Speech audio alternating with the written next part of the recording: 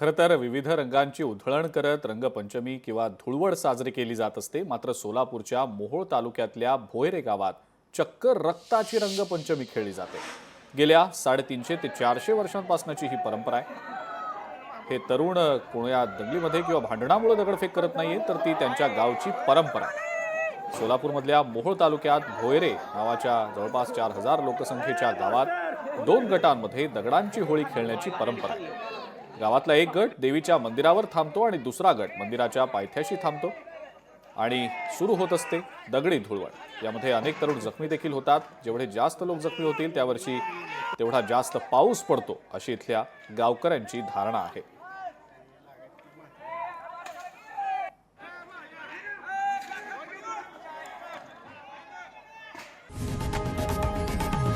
लोकशाही मराठी ऐका, पहा, जागरूक रहा.